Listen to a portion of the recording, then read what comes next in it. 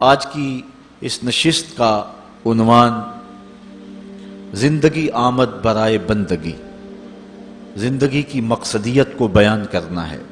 ہم اس دنیا پر کیوں بھیجے گئے ہیں، ہمارے آنے کا مقصد کیا ہے۔ کارخانہ قدرت میں کوئی ایک چیز بھی ایسی نہیں ہے کہ جو بے مقصد پیدا کی گئی ہو، اس کی تخلیق کا کوئی نہ کوئی مقصد ضرور ہے، اور جب تک وہ چیز اس مقصد کی تکمیل کرتی رہتی ہے تو اسے عزت دی جاتی ہے۔ جب مقصد پورا کرنا چھوڑ دے تو اسے کوئی عزت اور کوئی تکریم نہیں دی جاتی۔ یہ مائک ہی ہے، اس کا مقصد ایمپلیفائر تک آواز پہنچانا ہے اور اس کے ذریعے سے یہ آواز آگے آپ تک پہنچ رہی ہے، لیکن اگر یہ کسی فنی خرابی کی وجہ سے اپنے مقصد تخلیق کو چھوڑ دے اور یہ ایمپلیفائر تک آواز نہ پہنچائے تو پھر اس خوبصورت جگہ پر اس کو سجایا نہیں جائے گا، اس کو یہاں سے اتار کر کے کباڑ خانے میں پھینک دیا جائے گا۔ یہ اب بہت قیمتی ہے اور بہت اچھی جگہ پہ اس کو مرتبہ دیا گیا ہے، لیکن پھر اس کی کوئی توقیر نہیں ہوگی۔ اسی طرح کائنات کی ہر شے اور ہر چیز اپنے مقصد کی جب تک تکمیل کرتی رہتی ہے تو عزتوں کی مسند پہ اسے بٹھایا جاتا ہے، اور جب مقصد پر عمل کرنا چھوڑ دے اور مقصدیت سے عاری ہو جائے تو پھر اس کی کوئی توقیر اور کوئی عزت نہیں رہتی۔ اللہ تعالیٰ جل شانہ نے حضرت انسان کو بھی کسی مقصد کے لیے پیدا کیا ہے، بے مقصد اس کو پیدا نہیں کیا گیا ہے۔ اس کائنات کے اندر چھوٹے چھوٹے جانور بھی بے مقصد پیدا نہیں کیے گئے، انسان تو مقصود ہے کائنات کا۔ یہ کیچوا جس سے مچھلی ہم پکڑتے ہیں، یہ سمجھتے ہیں کہ یہ فضول سی چیز ہے، لیکن جن کھیتوں میں کیچوا پایا جاتا ہے ذمہ داروں سے پوچھیں کہ وہاں زرخیزی بڑھ جاتی۔ اسی طرح میں نے ایک جگہ پہ ایک شخص کو دھاگے کے ساتھ یہ کیچوے باندھ کر کے دھوپ میں خشک کرتے ہوئے دیکھا، تو میں نے اس حکیم صاحب سے پوچھا کہ اس کا مقصد کیا، تو وہ کہنے لگے کہ یہ دوائیوں میں بھی استعمال ہوتا ہے، اس کے بدن میں فولاد ہوتا ہے۔ اسی طرح یہ کانٹا لگا کر کے مچھلی پکڑنے کے کام بھی آتا ہے۔ اتنا نحیف نزار اور کمزور جسم جس کے اندر ہڈی بھی نہیں ہوتی، اس کے یہ 3 فوائد بالکل ظاہر ہیں، اس کے علاوہ بھی بہت سارے فوائد ہوں گے جو ہماری نظر میں نہیں ہیں۔ اسی طرح یہ مینڈک جو ہوتے ہیں، یہ ذمہ داروں سے پوچھیں کہ آج کل چاول کی فصل کے لیے یہ کتنے مفید ہیں، اور یہ کیڑے مکوڑے پیدا ہوتے ہیں جو فصلوں کے اندر، ان کے لیے یہ کتنے بہتری کی ضمانت ہے۔ تو ہم وہ چیزیں جن کے فوائد ہماری نظر میں نہیں ہیں، لیکن وہ بھی چیزیں فوائد سے خالی نہیں ہیں۔ تو جب یہ کیڑے مکوڑے، یہ حشرات الارض، یہ مینڈک اور کیچوے، یہ بھی بے مقصد پیدا نہیں کیے گئے، تو جس کے گرد پوری کائنات کا چرخ گھومتا ہے اور جس کے لیے پوری کائنات کو تخلیق کیا گیا ہے، وہ انسان کیا بے مقصد پیدا کر دیا گیا ہے؟ اس کی تخلیق کا کوئی مقصد نہیں ہے؟ یقیناً اس کی تخلیق کا کوئی مقصد ضرور ہے، اس کی تخلیق کا کوئی مدعا ضرور ہے۔ اللہ تعالیٰ جل شانہ نے اس مقصد کو، اس مدعا کو قرآن مجید میں بیان فرمایا، ارشاد کیا وَمَا خَلَقْتُ الْجِنَّ وَالْإِنسَ إِلَّا لِيَعْبُدُونَ، ہم نے جن و انس کو اس لیے پیدا کیا ہے کہ وہ میری عبادت کریں۔ انسان کی تخلیق کا مقصد اور مدعا اللہ تعالیٰ جل شانہ کی عبادت کرنا ہے۔ اللہ تعالیٰ جل شانہ کی عبادت اس لیے نہیں کہ اس کو بندوں کی عبادت کی ضرورت ہے، اسے کوئی غرض ہے۔ بندوں کو تخلیق اس نے اس لیے کیا ہے کہ وہ مجھے پوجیں گے اور میری عبادت کریں گے تو کوئی مجھے فائدہ ہوگا۔ اللہ تعالیٰ جل شانہ ایسی کسی غرض سے پاک ہے۔ خود ارشاد فرمایا ما ارید منہم من رزق وما ارید ان یطعمون، نہ تو میں اس سے کوئی رزق چاہتا ہوں اور نہ یہ چاہتا ہوں کہ وہ مجھے کھلائیں، چونکہ وہ کھانے سے بھی پاک ہے اور اسے رزق کی بھی ضرورت نہیں ہے۔ بلکہ ان اللہ هو الرزاق ذو القوۃ المتین، اس کی شان یہ ہے کہ وہ خود رزاق ہے، وہ پوری دنیا کو دینے والا ہے اور وہ قوتوں کا مالک ہے۔ وہ رب جو خود قوتوں کا مالک ہے، جو متین ہے، ذو قوہ ہے اور رزاق ہے، اس کو غرض کوئی نہیں ہے، تو پھر بندوں کو حکم کیوں کیا گیا کہ وہ اس کی عبادت کریں؟ اصل بندے کے لیے کمال یہ ہے کہ وہ بندگی میں رہے، اور اس سے اس کے اخلاق رذیلہ ختم ہوں گے اور اس میں اخلاق حسنہ پیدا ہوں گے۔ اس لیے اس کو عبادت کا حکم دیا گیا تاکہ وہ اپنی زندگی کا جمال پا سکے۔ اگر وہ پوجا نہیں کرے گا، اللہ کی پرستش نہیں کرے گا، تو اللہ تعالیٰ جل شانہ کو کوئی فرق نہیں پڑتا۔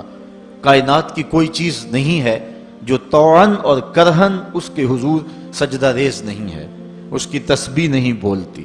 علماء نے لکھا کہ تمام درخت جو تم دیکھ رہے ہو یہ حالت قیام میں ہیں اور اللہ کی تسبیح بول رہے ہیں، اور درخت جب تک تسبیح بولتا رہتا ہے اپنے تنے پہ کھڑا رہتا ہے، اور جب تسبیح بولنا چھوڑ دیتا ہے تو کاٹ دیا جاتا ہے۔ جو درخت کاٹ دیا جائے سمجھ لو کہ اب تسبیح کا عمل اس سے موقوف ہو گیا تھا، اب اس کو کاٹ دیا گیا۔ تو سارے درخت حالت قیام میں ہیں، چوپائے حالت رکوع میں ہیں، مینڈک حالت تشہد میں ہیں، اور حشرات الارض کیڑے مکوڑے یہ حالت سجدہ میں ہیں۔ اللہ تعالیٰ نے انسان کو جو عبادت دی نماز کی صورت میں، وہ ان تمام صورتوں کی جامع ہے، ان تمام عبادات کی جامع ہے۔ درختوں کا قیام بھی ہے، چوپایوں کی طرح رکوع بھی ہے، مینڈک کی طرح تشہد اور قعدہ بھی ہے، اور حشرات الارض کی طرح سجدہ بھی ہے، اس لیے کہ یہ انسان خلاصہ کائنات ہے اور تمام مخلوقات کا مقصود ہے، اور پوری کائنات کا چرخ اس کے گرد گھومتا ہے، اس لیے اس کی عبادت بھی تمام مخلوقات کی عبادات کے جامع ہونی چاہیے۔ اس لیے اس کو نماز کا حکم دیا گیا، اور یہ حکم ایک بار نہیں دیا، قرآن مجید کے اندر متعدد مرتبہ اسے نماز کا حکم نامہ دیا گیا۔ اس شخص سے بڑا بد نصیب کوئی نہیں جو اللہ کی حضور جھکنا نہیں جانتا۔ صبح سے لے کر شام تک کس کس کو سیلوٹ کرتے ہیں، روٹی کے چند ٹکڑے اور نوالے کمانے کے لیے کس کس سے ہنس ہنس کے بولنا پڑتا ہے، اور کس کس کے سامنے جو ہے وہ حاضر ہونا پڑتا ہے۔ ایک اللہ کے حضور نہیں جھکا جاتا جو کہ رازق ہے اور حقیقی مالک ہے۔ اللہ تعالیٰ جل شانہ نے قرآن مجید میں ایک مقام پر ارشاد فرمایا، یا ایھا الناس اعبدوا ربکم الذی خلقکم، اے لوگو اللہ کی عبادت کرو۔ کیوں؟ ربکم، وہ تمہارا رب ہے۔ یا ایھا الناس اعبدوا ربکم، اپنے رب کی عبادت کرو، تمہاری تربیت کرنے والا ہے، تمہیں درجہ کمال تک پہنچانے والا ہے۔ یہاں صرف اہل ایمان کو حکم نہیں دیا گیا، یہاں پوری انسانیت کو اللہ کی حضور حاضر ہونے کا کہا گیا ہے، چونکہ وہ صرف اہل ایمان کا رب ہی نہیں ہے بلکہ وہ تمام کائنات کا رب ہے۔ سورۃ الفاتحہ اٹھائیں تو وہاں ارشاد ہوتا ہے الحمدللہ رب العالمین، تمام خوبیاں اللہ کے لیے جو تمام جہانوں کا پالنے والا ہے۔ وہاں رب المسلمین نہیں کہا کہ صرف وہ اہل اسلام کا رب ہے، وہ تمام جہانوں کا رب ہے، پوری کائنات کا رب ہے، ہر شخص کو اس کی ضرورت کے مطابق بہم پہنچا رہا ہے، جو اسے مانتا اسے بھی دیتا ہے، جو نہیں مانتا اسے بھی دیتا ہے۔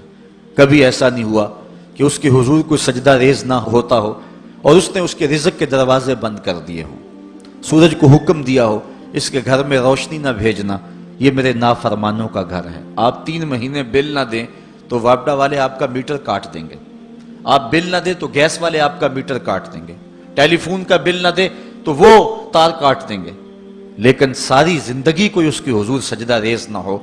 کبھی اس نے چاند کو حکم نہیں دیا اس کے آنگن میں چاندنی نہ بکھیرنا، یہ میرے نافرمانوں کا گھر ہے۔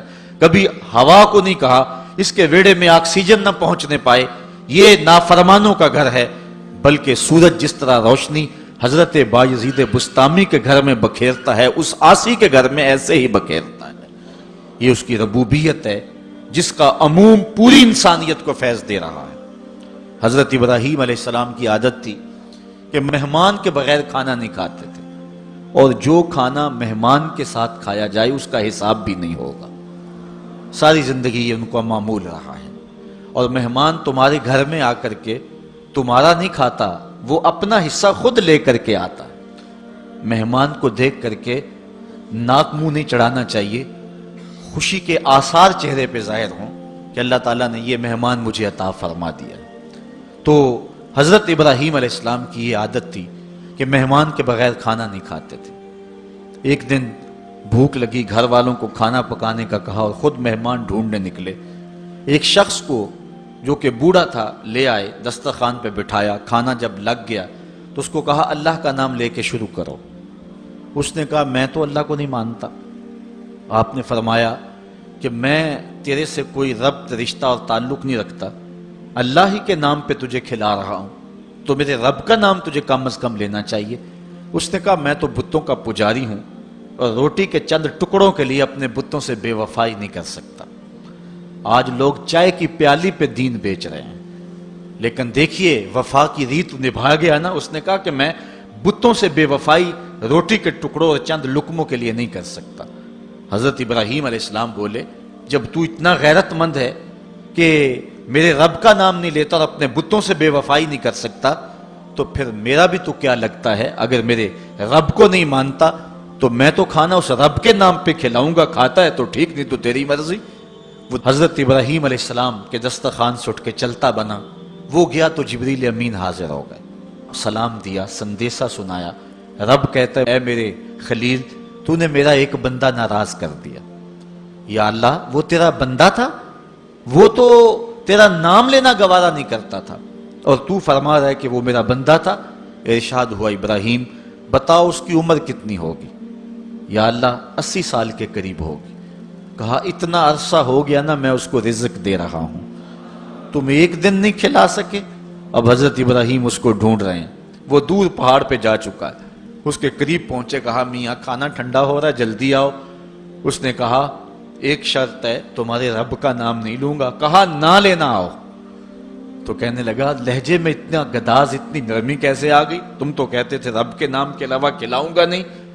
کہا کہ اسی رب کا ہی تو پیغام آیا ہے کہ میں بھی اس کو دے رہا ہوں۔ اس نے کہا اگر تیرا رب اتنا اچھا ہے تو کھانا بعد میں کھائیں گے، پہلے اس کا غلام بنا لے مجھ کو۔ تو وہ رب ہے سب کا، ہمارا حق ہے کہ ہم اس کی پوجا کریں۔ تو اللہ تعالیٰ جل شانہ نے ارشاد فرمایا یا ایھا الناس اعبدوا ربکم، اپنے رب کی عبادت کرو۔ ایک تو وہ تمہارا رب ہے، اور پھر الذی خلقکم، اس نے تمہیں پیدا بھی کیا ہے۔ توجہ چاہوں گا، کتنی شان ہے کہ اس نے تخلیق بھی کیا اور پھر اس نے تمہاری تربیت بھی کی۔ جو تخلیق بھی کرے اور تمہاری تربیت بھی کرے، کیا اس کا حق نہیں ہے کہ اس کی حضور سجدہ ریزیاں کی جائیں؟ ساری زندگی انسان ماں کی خدمت کرتا رہے تو بتاؤ ماں کی خدمتوں کا بدلہ دے سکتا ہے؟ ماں کے پیار کا صلہ دے سکتا ہے؟ عرض کی گئی کہ میں اپنی ماں کو اپنے کندھوں پہ اٹھا کر کے حج کروایا ہے اور سائی اور کعبۃ اللہ کا طواف کرایا ہے، اور حالت یہ تھی کہ اگر چٹان کے اوپر گوشت کا ایک ٹکڑا ڈال دیا جاتا تو وہ بھی بھن کے کباب بن جاتا، اتنی گرمی کی شدت تھی۔ کیا میری ماں نے میری جو خدمت کی، میری کفالت کی، مجھے دودھ پلایا، مجھے جنم دیا، تو میں نے کیا ماں کی خدمتوں کا صلہ دے دیا ہے؟ تو جواب آیا تو نے ابھی اس کی ایک مسکراہٹ کا بدلہ بھی نہیں دیا۔ ماں جب ہنس کے دیکھتی ہے تو جنت کی ساری کلیاں کھل اٹھتی ہیں، اور بیٹے کی زندگی ماں کی اس ہنسنے سے جو ہے وہ عبادت ہوتی ہے۔ بیٹے کے لیے ماں کے جو جذبات ہیں، ماں کی جو کہانیاں ہیں، ماں کے سینے میں جو درد کے امٹتی ہوئی ایک کائنات ہے، اس کا کوئی بدل نہیں ہو سکتا۔ ساری زندگی ایک ٹانگ پہ کھڑا ہو کے بندہ ماں کی خدمت کرتا رہے پھر بھی حق ادا نہیں ہوگا۔ ماں ماں ہوتی ہے، اللہ تعالیٰ جل شانہ نے اس کو وہ درجے عطا فرمائے۔ بیٹے کے ساتھ جو پیار ماں کرتی ہے بھلا کوئی کر سکتا ہے؟ کوئی اتنی محبت دے سکتا ہے جتنی ماں محبت دیتی ہے؟ ساری زندگی بھی انسان ان محبتوں کا بدل دینا چاہے تو نہیں دے سکتا، چونکہ ماں کے پیار کا کنارہ ہی کوئی نہیں۔ ماں کی محبت کی گہرائی اور گہرائی کو کوئی ناپ ہی نہیں سکتا۔ سمندر کے پاتال تک تو شاید کوئی پہنچ گیا ہو، لیکن ماں کے پیار کا کنارہ آج تک کسی کو نہیں ملا۔ کبھی دیکھا نہیں جب بچہ گھر سے نکلتا ہے تو دنیا کو عقل و بینش کا درس دینے جاتا ہے، لوگ اس کے ایک ایک جملے کے لیے کان لگائے کھڑے ہوتے ہیں، کوئی ایک لفظ بھی ضائع نہ ہو جائے۔ دنیا کے بڑے بڑے سکالر بڑی بڑی یونیورسٹیوں اور جامعات میں جاتے ہیں اور لوگ ان کی ایک ایک بات کو موتی سمجھ کے قبول کرتے ہیں، لیکن وہ جو زمانے کو زندگی کا درس دینے گھر سے نکلتا ہے، جب گھر سے نکلنے لگتا ہے، ماں دیہات کی رہنے والی ہو یا گلبرگ کی رہنے والی ہو، ماں اس کو کہتی ہے بیٹے سڑک دھیان سے عبور کرنا۔ جو دنیا کو عقل سکھانے جا رہا ہے اس کو اتنا ہی نہیں پتا کہ سڑک عبور کیسے کرنی ہے، لیکن یہ ماں کے پیار کا ایک روپ ہے، یہ ماں کی محبت کا ایک انداز ہے۔ اللہ تعالیٰ نے اس کے سینے میں دھڑکتا ہوا جو دل رکھا ہے اور تڑپتی ہوئی جو ممتا رکھی ہے، وہ ایک مثال بنی ہوئی ہے کہ کسی نے کسی کو کہا کہ میں تیرے پہ راضی تب ہوں گی کہ اگر تو اپنی ماں کا کلیجہ نکال کے لے آئے، تو اس بدبخت نے اپنی اس محبوبہ کی خواہش کو پورا کرنے کے لیے اس اقدام کی تیاری بھی کر لی اور جا کے ماں کا سینہ چیرا اور اس کا کلیجہ نکالا، اور اپنی اس محبوبہ کی خوشنودی کے لیے تیز تیز آ رہا ہے کہ میں اس کو دکھاؤں کہ میں نے یہ کارنامہ بھی سر انجام دے دیا اور یہ چوٹی بھی سر کر لی ہے۔ تو تیزی سے آ رہا تھا، راستے میں ٹھوکر لگی، جب گرا تو کہتے ہیں ماں کے کلیجے سے آواز آئی پتر چوٹ تو نہیں آئی ہے۔ یہ ماں کے پیار کا روپ ہے، یہ ماں کی محبت کا انداز ہے۔ دنیا والوں، ماں کی قدر کو ضائع نہ کرنا، ماں کے پیار کو اور اس کی محبت کا صلہ دے تو نہیں سکتے، لیکن ساری زندگی ماں کی نوکری کرنا اور اپنے باپ کی زندگی کے اندر کبھی بھی نافرمانی نہ کرنا، یہ سعادت مندی اور خوش نصیبی ہوتی ہے۔ حضور نے منبر کی 3 سیڑھیوں پہ قدم رکھتے ہوئے آمین آمین کہا تھا، تو بعد میں پوچھا گیا حضور آپ نے ہر سیڑھی پہ قدم رکھتے ہوئے آمین کہا تو یہ کیا ماجرا تھا؟ فرمایا جبریل آئے تھے، انہوں نے مجھے کہا تھا اس شخص کی ناک خاک آلود ہو جو ماہ سیام رمضان المبارک کو پائے اور پھر کثرت عبادت سے اپنی بخشش نہ کروا سکے، تو میں نے آمین کہا۔ پھر کہا اس شخص کی ناک خاک آلود ہو جو والدین کو بڑھاپے میں پائے اور جنتی نہ ہو سکے ان کی خدمت کر کے، تو میں نے آمین کہا۔ پھر جبریل نے کہا اس شخص کی ناک خاک آلود ہو جس کے سامنے آپ کا ذکر کیا جائے وہ آپ پر درود نہ پڑے، تو میں نے آمین کہا۔ تو وہ شخص کتنا بد نصیب ہے جو والدین کو ناراض کر لیتا ہے۔ میں کہتا ہوں ساری کائنات ماں کے قدموں تلے ہے، بلکہ میرے محبوب نے جنت کو ماں کے قدموں تلے قرار دیا۔ الجنت تحت اقدام الامہات، جنت ماں کے قدموں تلے ہیں۔ حضرت بایزید بستامی کہتے ہیں میں نے اپنی ماں کے آگے ہاتھ جوڑے، میں نے کہا امی تیرے حق ادا کروں یا اللہ کے حق ادا کروں؟ 2 ہستیوں کے حق مجھ سے ادا نہیں ہو سکتے، اپنے حق تو معاف کر دے، اللہ کو میں راضی کر لوں گا۔ ماں پھر بھی ماں ہوتی ہے، ماں نے کہا جا بیٹے میں نے اپنے حق معاف کر دیے۔ حضرت بایزید کہتے ہیں میں 12 سال جنگلوں میں گھومتا رہا، ایک دن مجھے خیال آیا بستان کے قریب سے گزر رہا تھا کہ چلتے چلتے ماں کو سلام کر جاؤں، دروازے کو دستک دینے لگا تو اس احساس نے ہاتھ روک لیا کہ ساری زندگی ماں کو سکھ تو دیا نہیں، دکھ بھی کیوں پہنچاؤں؟ ماں اب سو رہی ہوگی اور میں دروازہ ناک کروں گا تو ماں اٹھے گی۔ سردیوں کی لمبی رات تھی، میں دروازے کے ساتھ لگ کے کھڑا رہا کہ چلو جب ماں بیدار ہوگی تبھی میں دروازے پہ دستک دوں گا۔ کہتے ہیں جب سحری کا وقت ہوا تو اندر سے جو نالی آتی تھی وہاں سے پانی آیا، میں سمجھ گیا کہ میری ماں تہجد کے لیے اٹھی ہے۔ کہتے ہیں میں دروازے کو دستک دی تو اندر سے آواز آئی بیٹا بایزید ٹھہرو میں ابھی آتی ہوں۔ مائیں بیٹوں کے دستک کے انداز سے بھی جانتی ہوتی ہیں کہ یہ میرا کون سا بیٹا دستک دے رہا ہے۔ 12 سال کے بعد دستک دی تھی اور ماں پہچان رہی ہے یہ کس بیٹے کے ہاتھوں کی لمس ہے اور یہ کس بیٹے کے ہاتھوں کی آہٹ ہے۔ بارسلونا کے ایئرپورٹ پہ کھڑا تھا، فلائٹ ابھی لیٹ تھی اور وہاں کوئی ہم زبان مل جائے تو غنیمت ہوتا ہے، تو مجھے ایک سمت ایسے محسوس ہوا کہ جس طرح کوئی منہ بولی پنجابی میں بات کر رہا ہے۔ میں اٹھ کے ادھر لڑک گیا تو دیکھا کہ وہاں کچھ لوگ پنجابی میں آپس میں گفتگو کر رہے تھے، میں ان کے پاس جا کے بیٹھ گیا تو وہ انڈیا کے لوگ تھے۔ میں نے پوچھا کہ آپ، تو کہنے لگے کہ یہ ہمارا دوست ہے، اس کو ہم الوداع کرنے آئے ہیں۔ تو میں ان کے پاس بیٹھ کے گفت و شنید شروع کر دی تو وہ شخص کہنے لگا کہ مجھے 27 سال 3 ماہ ہو گئے ہیں، میں انڈیا سے آیا تھا لیکن یہاں ایسے مسائل بنتے گئے کہ میں جا نہیں سکا۔ اس وقت میرا لڑکپن کا زمانہ تھا اور اب میرے بال بھی سفید ہو رہے ہیں، تو میں 27 سال 3 ماہ کے بعد جا رہا ہوں۔ اور اس نے ساتھ کہا کہ پتہ نہیں میرے گھر والے مجھے پہچانتے بھی ہیں یا کہ نہیں۔ تو میں نے کہا میاں اور کوئی پہچانے نہ پہچانے، ماں تیرے قدموں کی آہٹ سے پہچانے گی کہ یہ میرے بیٹے کے قدموں کی آواز ہے، یہ ماں کے پیار کا روپ ہے۔ تو بندہ ساری زندگی خدمت بھی کرتا رہے، ماں نے پیار اتنا کر دیا ہوتا ہے، ماں نے محبت اتنی دے دی ہوتی ہے کہ اس پیار کا بدل انسان جو ہے نہیں دے سکتا۔ انسان تو دیکھتا ہے جب ہوش سنبھالتا ہے کہ میری ماں نے میرے سے کتنا پیار کیا، لیکن جب بندے کی ہوش نہیں ہوتی، ماں اس وقت جو پیار کرتی ہے، گندگی سے دھلا ہوا بچہ، اور ماں اس کو فرش سے اٹھاتی ہے، پہلے چومتی ہے پھر غلاظتیں دھوتی ہے۔ یہ ماں کے پیار کا روپ ہے، یہ ماں کے پیار کا انداز ہے۔ ماں کو بیٹے کے ساتھ اتنا پیار ہے، اور بندہ ساری زندگی نوکری بھی کرے ماں باپ کی تو پھر بھی خدمتوں کا صلہ نہیں دے سکتا۔ ایک شاعر ہوا احسان دانش، اس کی ماں بیمار ہوگی تو وہ خود اس کے کپڑے جا کے دھوتا تھا، تقریباً 1 کلومیٹر کے فاصلے پر نہر تھی، وہاں جا کے لباس دھوتا اور پھر دوسرا لباس لے جاتا۔ تو اس کی بیوی نے کہا کہ یہ خدمت میں سر انجام دوں گی، تو احسان دانش نے کہا تھا کہ ماں میری ہے اور یہ حق میرا ہے کہ میں اس کی خدمت کروں، اور یہ سعادت مندی میرے حصے میں آنی چاہیے، میں کسی اور کو نہیں دوں گا۔ یہ سعادت مندی ہوتی ہے اولاد کی۔ تو انسان جتنی مرضی خدمت کر کے ماں باپ کو راضی کرنے کی کوشش کرے وہ تو راضی ہوتے ہیں، بلکہ نالائق اولاد کے لیے ماں باپ کی دعائیں اور زیادہ ہوتی ہیں۔ تو انسان ان کی خدمت کا حق نہیں دے سکتا۔ ماں باپ کے اتنے حق کیوں ہیں؟ اس لیے کہ ماں نے بیٹے کو جنم دیا۔ اس پہ میں آپ کی توجہ چاہوں گا، اور آج کی اس گفتگو کا اس کو نقطۂ عروج بھی سمجھ لیجئے گا کہ ماں اتنا پیار کرتی ہے کہ جس کا کسی ترازو پہ تول نہیں ہو سکتا، اور اس کے پیار کا صلہ بدلہ ساری زندگی خدمت میں بھی گزار دیں پھر بھی نہیں دیا جا سکتا۔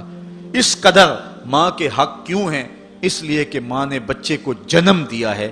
جس نے جنم دیا ہے اس کے اتنے حق ہیں، تو جس رب نے خلق کیا ہے اس کے کتنے حق ہوں گے؟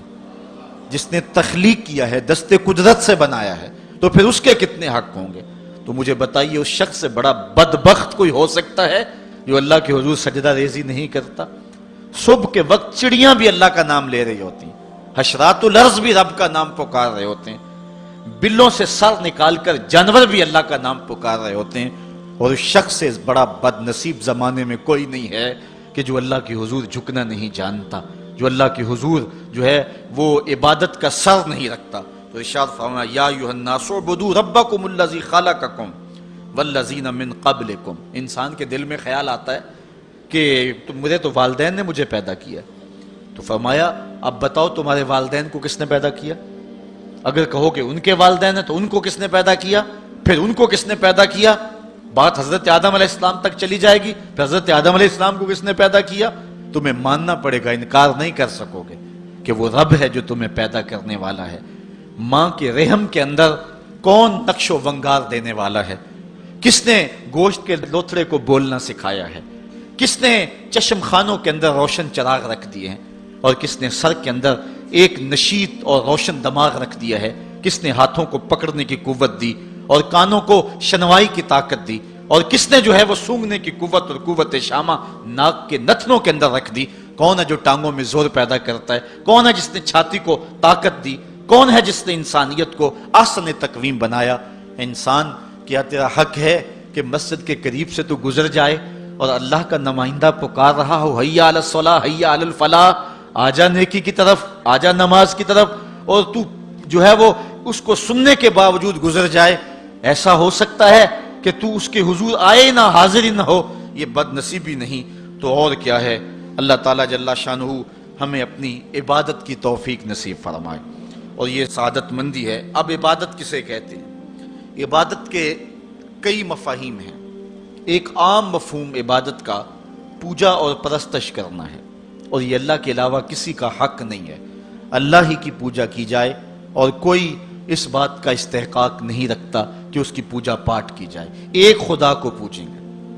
دوسرا عبادت کا مفہوم یہ ہے اطاعت و فرما برداری۔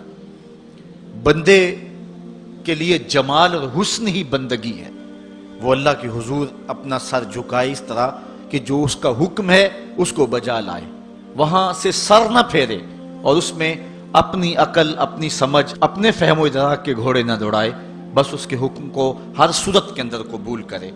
اور تیسرا مفہوم جو ہے وہ بندگی اور غلامی کے معنی میں ہے۔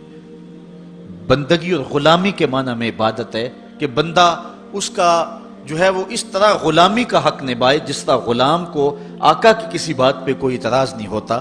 تو ہزاروں آقا اللہ تعالیٰ جل شانہ کے جو ہے وہ فرامین اس کے پابند ہیں، اور بندہ اس کا کیوں پابند نہ ہو؟ جن کو دنیا آقا مانتی ہے وہ بھی ان کے حضور کھڑے ہوئے ہیں، تو پھر اس کی بات کو کس انداز سے بندہ ٹالے؟ اور آج اس دنیا کے اندر آپ کہیں ملازمت کرتے ہیں، 8 گھنٹے کی ڈیوٹی دینا ہوتی ہے، تو ان 8 گھنٹوں کے اندر آپ کا مالک آپ کو بلائے، صرف 8 گھنٹوں میں ایک عارضی ملک آپ کے اوپر رکھتا ہے، تو آپ دوڑ کے جاتے ہیں کہ نہیں جاتے؟ آپ کے مہمان بھی آپ کے پاس بیٹھے ہوں اور آپ چائے بھی ان کو پلا رہے ہوں، لیکن باس بلا لے آپ کو اور وہ گھنٹی دے، تو آپ بیل پہ سب کو چھوڑ کے بھاگتے ہیں کہ نہیں بھاگتے؟ مہمانوں سے بھی معذرت کرتے ہیں، مجھے باس نے بلایا، آپ دوڑتے جا رہے ہیں۔ یار ایک دنیا کا باس بلائے تو مہمانوں کو چھوڑ کے، چائے کو چھوڑ کے، مرغن غذاؤں کو چھوڑ کے، سب کو چھوڑ کے بھاگ جاتے ہیں، اور رب کا نمائندہ پکارے حی علی الصلاح اور حی علی الفلاح، جو بندہ اس کے حضور نہ جائے کتنا بڑا بد نصیب ہے، کتنی بد نصیبیاں اس کا مقدر ہیں کہ جو اس کے حضور۔ لیکن یہ اللہ تعالیٰ جل شانہ کی رحمت کی عمومیت ہے۔ اگر آج 8 گھنٹے کے لیے آپ کہیں ڈیوٹی کرتے ہیں، وہ آپ کو آواز دے اور آپ نہ جائیں، تو وہ آپ کی نوکری ختم کر دے گا، آپ کو سخت سرزنش اسی وقت کرے گا یا پھر آپ کو فارغ کر دے گا۔ لیکن اللہ تعالیٰ جل شانہ اس کی نافرمانی پہ نافرمانی کرتے رہیں، کبھی اس نے رزق کے دروازے بند نہیں کیے، بلکہ جو نہیں مانتے ان کو اور زیادہ دے رہا ہے، چونکہ ان کا حصہ صرف دنیا پہ ہی ہے نا، آخرت میں تو حصہ ہی کوئی نہیں ہے۔ بلکہ فرمایا اگر مسلمانوں کی دل جوئی کا لحاظ نہ ہو تو میں کافروں کے گھروں کی سیڑھیاں بھی سونے اور چاندی کی بنا دوں، لیکن یہ کہیں گے ہمیں تو زیادہ ہی رگڑ دیا گیا ہے، چونکہ انہوں نے دنیا کو دیکھا ہے، آخرت ابھی دیکھی نہیں ہے، ورنہ جو ان کے لیے آخرت میں رکھا گیا ہے دنیا کی کوئی شے ان کے نزدیک حیثیت ہی نہ رکھے۔ بلکہ حدیث میں آتا ہے، صاحب مشکات نے اس کو لکھا کہ دنیا کے اوپر جس کو سب سے زیادہ تکلیفیں پہنچی ہوں گی وہ جنت میں لے جایا جائے گا، اور ایک مرتبہ جنت میں جو ہے وہ داخل کر کے نکال دیا جائے گا، اور کہا جائے گا کہ بتا دنیا کے اوپر تجھے بڑی تکلیفیں پہنچی؟ وہ کہے گا یا اللہ مجھے تو کوئی تکلیف پہنچی ہی نہیں ہے۔ جنت کی صرف آب و ہوا سارے دکھ ختم کر دے گی، اور جس نے تخت و تاج پہ بیٹھ کے بھی زندگی ساری گزاری ہو، حدیث میں آتا ہے اس کو جہنم میں ایک ڈبکی لگائی جائے گی، اور پھر اس کو کہا جائے گا بتا تو دنیا کے اوپر کوئی راحت پائی ہے؟ وہ کہے گا مالک دنیا کے اوپر میں نے کوئی سکھ دیکھا ہی نہیں ہے۔ ایک غوطہ جہنم کے اندر دیا جائے گا، دنیا کے سارے سکھ ہی بھول جائے گا کہ میں وہاں بادشاہ ہوا کرتا تھا، میں وہاں حکمران ہوا کرتا تھا، میں دنیا کے اوپر جو ہے وہ اوباما تھا، میں دنیا کے اوپر بش تھا، میں دنیا کے اوپر پوری دنیا کو میں نے جو ہے وہ ریوڑ کی طرح ہانکا تھا اور انسانیت کا قتل کیا تھا، میری رونت اور میرا تکبر دنیا کو جھکا دیتا تھا۔ اس کو کوئی شے اور اپنی کوئی آکڑ اور کوئی بات یاد نہیں رہے گی، صرف ایک ڈبکی کی بات ہے۔ اور جس نے دکھ پہ دکھ کاٹے، غربت، تنہائی، دکھ، اذیت، مصائب، آلام، مشکلات، لیکن ایک بار جنت سے گزار کر کے جنت کی صرف آب و ہوا ہی سنگھائی جائے گی، تو اس کو کہا جائے گا بتا دنیا کے اوپر تجھے کوئی دکھ پہنچا؟ وہ کہے گا میرے رب دنیا پہ مجھے کوئی دکھ نہیں پہنچا۔ اب بتائیے کہ اللہ کے حضور ہم حاضر ہوں یا کہ دنیا کوئی منشا و مقصود بنا لیں؟ ہماری زندگی کی ڈگر کیا ہونی چاہیے؟ پہلی بات تو یہ ہے کہ جنت کے مقابلے میں اس دنیا کی حیثیت ہی کوئی نہیں، اور دوسری بات اگر دنیا کے اوپر ہم عزتیں، سرخرویاں جس کو ہم سمجھتے ہیں یہ سرخرویاں ہیں وہ پا بھی لیں تو وہ کتنا کو عرصہ ہے، پھر اس کا حساب بھی تو ہم نے دینا ہی دینا ہے۔ اس لیے ہم دیکھ لیں جتنا برداشت کرتے ہیں اس کے مطابق جو ہے وہ ہم چلیں۔ ایک بادشاہ تھا، وہ پھولوں کی سیج پہ سویا کرتا تھا، خادمہ اس کے لیے پھولوں کی سیج بچھایا کرتی تھی، مدت گزر گئی، پھولوں کی سیج پہ سونے کا عادی تھا۔ ایک دن خادمہ نے سوچا، لونڈی نے سوچا روزانہ بادشاہ اس سیج پہ سوتا ہے، پتہ نہیں کیا لطف ہوگا۔ کمر سیدھی کرنے کے لیے، اس سیج کا لطف اٹھانے کے لیے وہ بھی لیٹ گئی۔ سیج تیار کرنے کے بعد ایک لمحے کے لیے کمر سیدھی کی تو سارے دن کی تھکی ہوئی تھی، آنکھ لگ گئی۔ بادشاہ وقت پر اپنے حجلہ میں داخل ہوا، اپنے اس خاص کمرے میں داخل ہوا تو ایک لونڈی کو پھولوں کی سیج پہ سویا ہوا دیکھا تو غیرت سے جل بن کے کباب ہو گیا۔ ایک لونڈی کی یہ اوقات کہ بادشاہ کی سیج پہ سوئے۔ اس نے جلاد کو بلایا، کہا اس کو الٹا لٹکاؤ اور اتنا مارو کہ اس کی جان نکل جائے، تاکہ باقی خدام کو پتہ چل جائے کہ بادشاہوں کی سیجیں، ان کے بستر، ان کے گھر کتنے مقدس ہوا کرتے ہیں۔ لونڈی کو الٹا لٹکا دیا گیا اور جلاد ضرب پہ ضرب لگا رہا ہے، کوڑے پہ کوڑا مار رہا ہے۔ وہ چیختی ہے، روتی ہے، بچا لو مجھے، میری جان نکل رہی ہے۔ روتے روتے کیا خیال آیا کہ اس نے ہنسنا شروع کر دیا۔ بادشاہ نے جلاد کو کہا رک جا، اس لونڈی سے پوچھ روئی کیوں ہے، اسے یہ بھی پوچھ ہنستی کیوں ہے۔ جلاد نے کہا لونڈی بتا روتی کیوں ہے۔ اس نے کہا تجھے نہیں پتا جب کوڑا لگتا ہے تو جان نکلنے کو آتی ہے، نزع کا عالم طاری ہو جاتا ہے۔ کہا یہ تو سمجھ ہے، لیکن ہنستی کیوں ہے؟ کہا ہنسی مجھے اس بات سے آئی ہے کہ چند لمحوں کے لیے سوئی ہوں، اتنی تکلیف کاٹ رہی ہوں، سوچا جو عمر بھر ہو گئی سوتے ہوئے جس کو، اس کا کیا بنے گا، جس کی زندگی بیت گئی اس سیج پہ سوتے ہوئے اس کا کیا بنے گا۔ صاحبو، یہ دنیا پھولوں کی سیج نہ بنائیں، اس دنیا کو اللہ کی عبادت کے لیے گزاریں، ذکر فکر میں گزاریں، سحری کے وقت اٹھ کے مصلی پہ کھڑا ہو کے رونا سیکھیں، اللہ کے حضور آئیں، سارے کام چھوڑ دیں، رزق کی تلاش میں رازق کو بھول نہ جائیں۔ تم سمجھتے ہو دکان بند کر کے چلے گئے تو شاید میری آج کی سیل کم ہوگی، سیل دینے والا، رزق دینے والا، رزق کے دروازے کھولنے والا وہ رب ہے۔ جاؤ اس کے حضور جاؤ اور جا کے اس سے مانگو، مالک، رزق کا مالک بھی تو ہے، تیرے ہاتھ میں سارے خزانے ہیں، میری مدد فرما۔ دیکھنا کہ رحمتوں کے کس طرح دروازے کھلتے ہیں اور جو تمہیں ملتا ہے اس میں برکت کتنی ہوتی ہے۔ آج ہر بندہ یہ کہہ رہا ہے کہ میرے کاروبار میں برکت نہیں ہے، لاکھوں کماتا ہوں، پتہ نہیں چلتا جاتے کدھر ہیں۔ مسئلہ اصل ہے ہی یہی کہ رزق میں بے برکتی آ گئی ہوئی ہے، اس لیے کہ ہماری پیشانی میں سجدے نہیں رہے، ہماری آنکھوں میں حیا نہیں رہا، ہمارے لبوں پہ قرآن کے نغمے نہیں رہے، ہماری سوچوں میں پاکیزگی نہیں رہی اور خیالوں میں طہارت نہیں رہی۔ آج غلاظت ہی غلاظت، گند ہی گند، اور جو ہے وہ شہوت ہی شہوت اور بے حیائی ہی بے حیائی آنکھوں میں، نظروں میں، خیالوں میں بھر دی گئی ہے۔ بازار میں چلے جائیں، گھر چلے جائیں، گھر کا دروازہ بند کر کے، مقفل کر کے بھی گھر آپ سمجھتے ہیں کہ میں محفوظ ہو گیا ہوں، آج تو وہاں بھی محفوظ نہیں رہا جاتا۔ عجیب صورتحال بنی ہوئی ہے۔ اپنے گھروں کو ان ساری شرارتوں سے پاک کرو اور اپنی نظروں کو پاکیزگی سکھاؤ، پھر دیکھنا کہ کس طرح برکتیں ہوتی ہیں اور کس طرح رحمتیں ہوتی ہیں۔ عبادت کے دو مفہوم حضرت امام رازی نے بیان فرمائے ہیں۔ آپ فرماتے ہیں التعظیم لامر اللہ، عبادت کا مفہوم یہ ہے کہ اللہ کے امور کا، اس کے حکم کی تعظیم کی جائے۔ اللہ تعالیٰ جل شانہ کا حکم ہے تو دل جھک جائیں اس کے حضور اور اس کو ہی بڑا جانا جائے۔ اور دوسری بات والشفقۃ علی خلق اللہ، عبادت کا مفہوم یہ ہے کہ مخلوق خدا پر شفقت کی جائے۔ حضرت امام غزالی نے اربعین کے اندر لکھا کہ عبادت کی 10 قسمیں ہیں، ان میں سے پہلی قسم نماز ہے جو عبادات میں سب سے اہم اور سب سے بڑی عبادت ہے۔ دوسری قسم زکوٰۃ ہے، تیسری قسم روزہ ہے، چوتھی قسم حج ہے، پانچویں قسم تلاوت کلام مجید ہے، اور چھٹی قسم ہر وقت ذکر الہی میں رہنا ہے، ساتویں قسم حلال رزق کے لیے کوشاں رہنا ہے، اور آٹھویں قسم پڑوسی، ہمسائے، ساتھی اور دوستوں کے حقوق ادا کرنا ہے، اور نویں قسم امر بالمعروف اور نہی عن المنکر کرنا ہے، اور 10ویں قسم اتباع رسول صلی اللہ علیہ وآلہ وسلم کرنا ہے۔ یہ عبادت کی صورت ہے۔ اب معاشرے کے اندر کچھ لوگ تو عبادت کرتے نہیں ہیں اور ان کا عبادت نہ کرنا غفلت کی وجہ سے ہے۔ ایک طبقہ ہے کہ وہ عبادت کا قائل ہی نہیں، وہ دہریے ہیں، اللہ کے وجود کا انکار کرنے والے ہیں۔ اور ایک طبقہ تیسرا وہ ہے جو عبادت کرتا ہے لیکن اللہ کے علاوہ کچھ اور لوگوں کی، جس طرح کہ بت پرست ہیں یا دیگر لوگ۔ لیکن اہل ایمان جو ہیں وہ اللہ کی عبادت کرتے ہیں، اس کے علاوہ کسی اور کی عبادت نہیں کرتے، اس عبادت میں تساہل اور سستی نہیں کرتے، نمازوں کو 5 گانا وقت پہ ادا کرنا اپنا معمول رکھتے ہیں، اور یہی زندگی کا حسن ہے اور یہی زندگی کا جمال ہے۔ اور جو شخص اللہ کی حضور جھکنا چھوڑ دے، اللہ تعالیٰ اس کے رزق سے بھی، اس کی عمر سے بھی برکت اٹھا لیتا ہے۔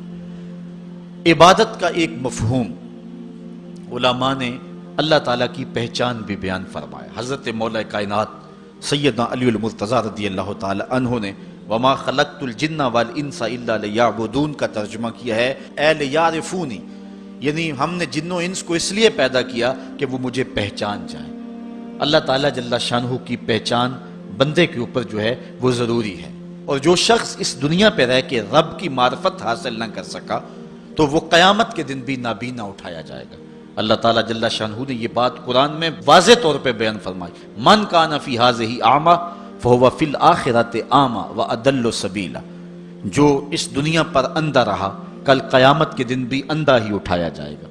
اس سے ان آنکھوں کی جو ہے وہ بے نوری مراد نہیں ہے، وہ تو حدیث میں آتا ہے جو آنکھوں سے آزمایا گیا کل قیامت کے دن اس کو اللہ جزا دے گا، اس سے دل کی بے نوری مراد ہے۔ ساری زندگی گزار دی، کاروبار کا پتہ کیسے کرنا ہے، سیاست کا پورا پتہ ہے کیسے کرنی ہے، ایک ایک امر کا پتہ ہے، ہر چیز کا پتہ ہے، نہیں پتہ تو جس نے پیدا کیا ہے، جو ہمارا خالق ہے، جو ہمارا رازق ہے، جو ہمارا مالک ہے، ہم لمحہ لمحہ ایک ایک ساتھ ایک ایک گھڑی جس کے محتاج ہیں۔ شیخ سعدی فرماتے ہیں سانس اندر جائے تو پھر بھی اس کے محتاج ہے، اندر سے خیریت سے باہر آئے تو پھر بھی اس کے محتاج ہے، اگر اندر والا باہر نہ آئے تو پھر بھی موت، باہر والا اندر نہ جائے تو پھر بھی موت۔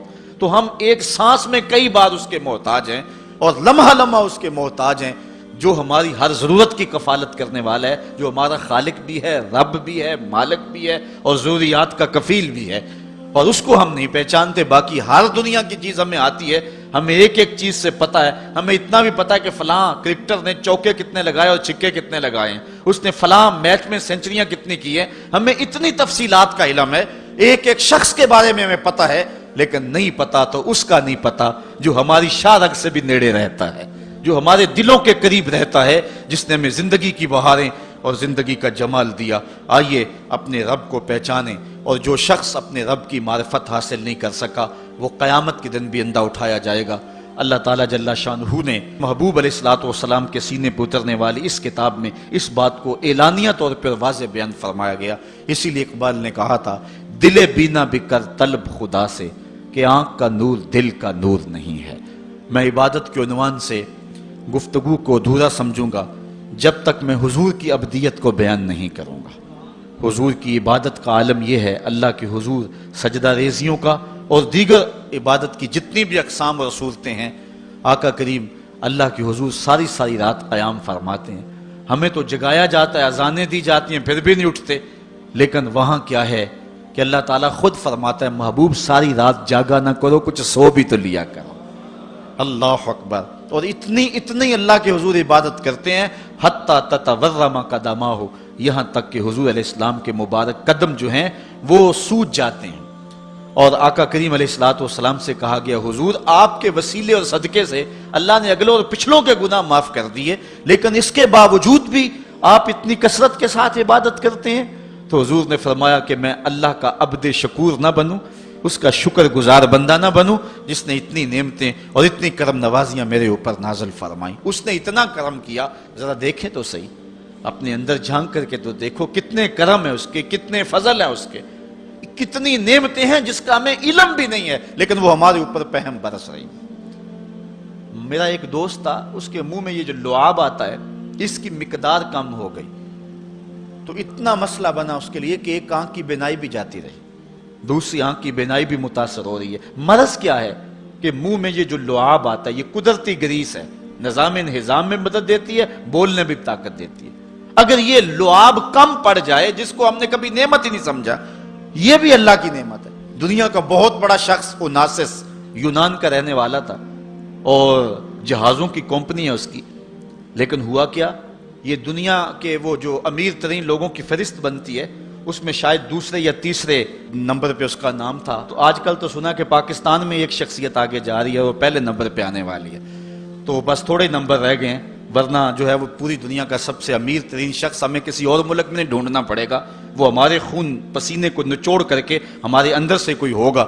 قوم فروختن و چیرزاں فروختن، دعا کرو عشرۂ ثانی کے دامن سے نکلتے ہوئے نور کی روشنی میں اب سورج کی کرنیں بھی نکل رہی ہیں اور رب کی رحمت کو بھی جو ہے وہ نزول ہو رہا ہے۔ دعا کرو اللہ میرے ملک کو صالح قیادت نصیب فرمائے۔ تو اوناسس جو ہے وہ جہازوں کا کام کرتا تھا، اس کی بہت بڑی جو ہے وہ کمپنی تھی. ہوا اسے کیا, اس کے یہ آنکھوں کے جو پپوٹے ہیں یہ کام کرنا چھوڑ گئے. یہ قدرت نے سسٹم لگایا, آٹومیٹک سسٹم, ادھر سے تنکا اڑا, ادھر آنکھ بند ہو گئی, ادھر عزم ہوا, ارادہ ہوا, آنکھ بند ہو گئی. اتنی جلدی یہ سسٹم کام کرتا ہے.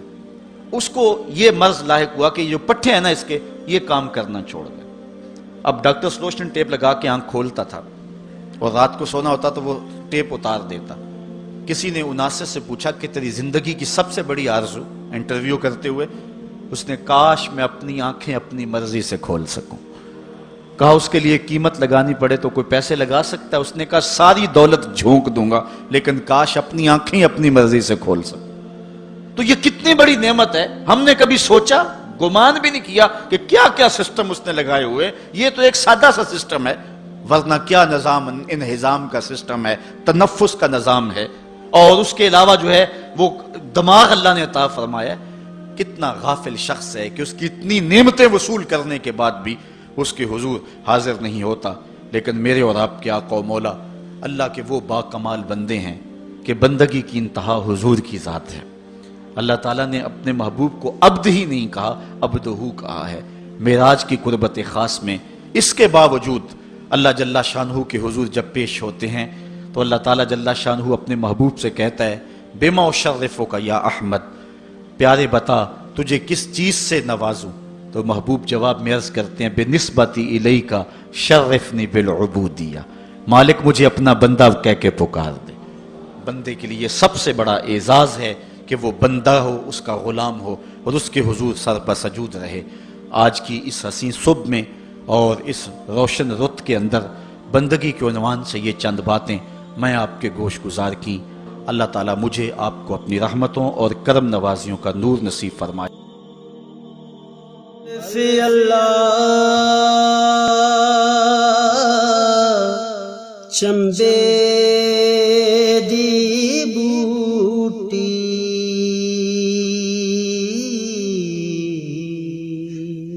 رشد من وچ لائی